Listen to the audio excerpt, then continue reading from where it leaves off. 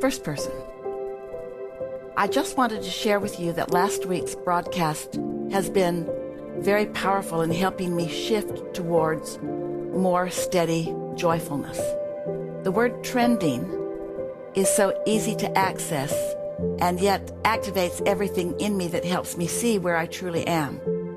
We wanted to begin there because it was a big percentage of what you were writing about this week, because it speaks to something that we like very much, which is the expansion of our message to you in response to your readiness to receive, since it's attraction, attraction, attraction. So we've been talking about the law of attraction for a very long time. You've been hearing it.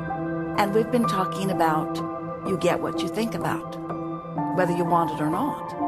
And we've been talking about your point of attraction, and that a belief is a thought that you continue to think. So we've been saying all of the same things that the word trending implies, but adding the word trending to the mix, as we recently added the word calibrating to the mix, gives you a more easy to access, moment by moment process for deliberate focus.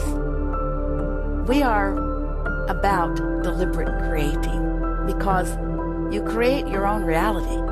You become the vibrational point of your own attraction in this attraction-based universe. And so when you understand how the universe works and how you do get what you think about, and then you apply your understanding of what your emotions are, your emotions let you know moment by moment as you feel them, whether you are in this moment trending in the same direction relative to your active subject as your inner being is trending. In other words, when you are really appreciating someone or something, and you feel that eagerness, that passion, that love or appreciation, those emotions indicate your mutual trending with your inner being. When you feel fearful or angry or any of those emotions that don't feel so good, that's your indicator that you are trending away from or in opposition to the way your inner being is looking at it right here and now. And that's important to know, because you and you can't get away from each other. In other words, you are inextricably tied to that vibrational frequency of your inner being, because you are an extension of that inner being.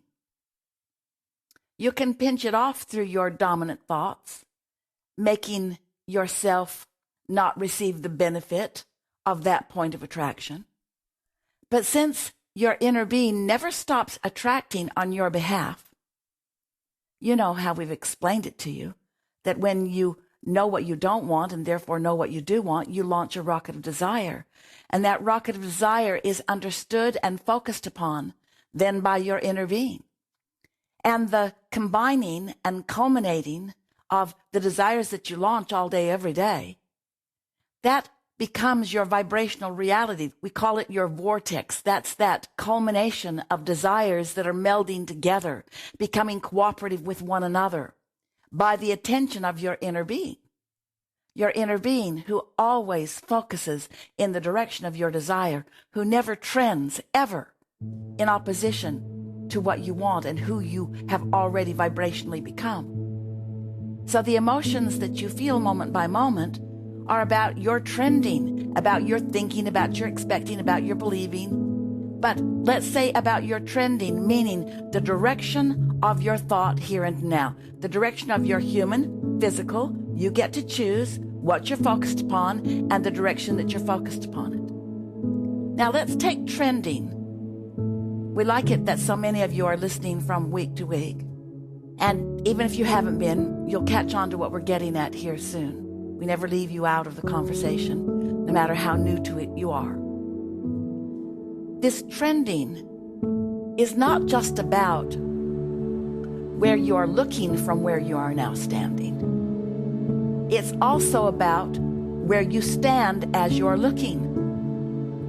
And where you stand right here and now in your physical perspective as you're looking or trending is about how you've been trending. In other words, where you've been recently, the thoughts that you've been thinking. Your beliefs are thoughts that you continue to think.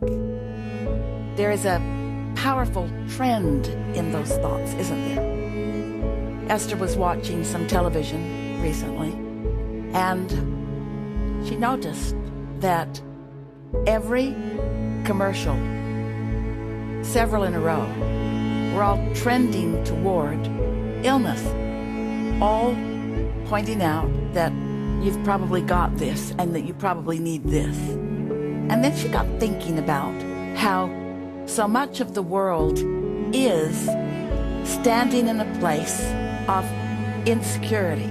That's the way they've been trending, and that's where they stand. So it's logical that as that's the way they've been trending and that's where they're standing, in other words, that's where they're coming from. In other words, that's the part of the emotional scale that they're coming from. We've been talking about the upper half, the good feeling half of the emotional scale, and the lower half of the emotional scale that doesn't feel so good. Where are you now as you are now having this thought or having this conversation or finding this memory? Where are you trending from?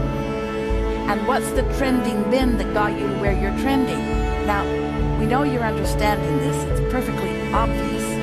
But it is also bringing up some questions within you. Like, well, if I've been trending in a way that doesn't feel so good from the bottom half of the emotional scale, then how could I then trend differently here and now? And the answer to that question is, it depends on how strong the desire is that you are trending in opposition to. When you really, really care about something, there's stronger trending than when it's just a curiosity or it's just something that you've casually been thinking about.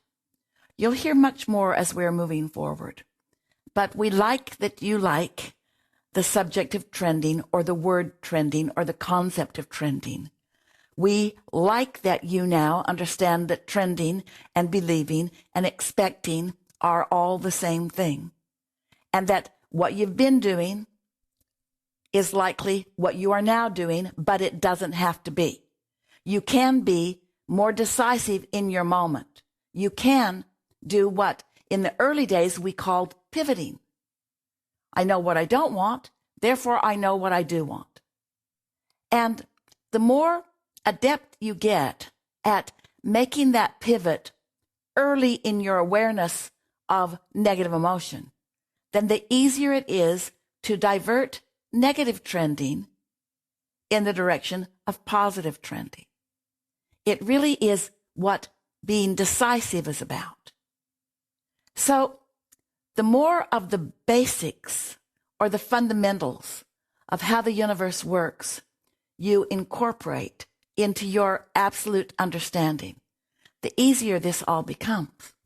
You could, for example, have incorporated our conversations about when you are specifically focused upon a subject, there is stronger trending happening than when you are generally focused. The more specific you are, the more details come into the picture, details that you might be in disagreement with here and there. So, in general, the more general you are, the easier it is to pivot, the easier it is to decide. So, let's say, for example, that you've been listening to us for a while, and you really do believe, or trend, that you are an extension of source energy, and that you have an inner being, and that your inner being feels good, and that your inner being is aware of you and knows you. Well, if you have incorporated that fundamental into your experience, then it would be easier for you to pivot on something specific that's really got your goat, that's really yanking your chain, that's really pushing your button. Someone could be in your face spewing something to you. You obviously don't like it. It feels confrontational. You don't like how you are feeling. It would be easier for you to pivot if you are good at stepping into that general place that goes something like, we are all loved and we're all doing the best that we can do. And we are helpful to each other in figuring out what we want. In other words, the more you have deliberately calibrated to good-feeling thoughts, the more they serve you or give you a fundamental backing or support, you might say, as you are in some moment in time confronted by something that you've attracted. Did you notice how tricky that was? You're confronted by something that you've attracted because there's no assertion. Confronting implies somebody asserted something at you. Attraction says you were trending. Sometimes you are trending so similarly to others that you just make big messes as you get into each other's experiences. And you want to blame the other one always, but it's that you were mutually trending. We like the word mutual so much because it is the best word that describes the way the law of attraction is. Did you ever say as a kid, Esther remembers it, usually when someone was snarky about something or rude about something, and she remembers saying or hearing, well, the feeling's mutual. No truer words have ever been spoken because the feeling has to be mutual or the two of you would not be having the experience that you're having together. So, you're trending as a society, you're trending as a family, you're trending as a community, you're trending as an individual in relationship to your inner being. You're trending. You have control over how you trend, no matter how big the group that you're considering is that surrounds you. So, let's get to this and have some fun.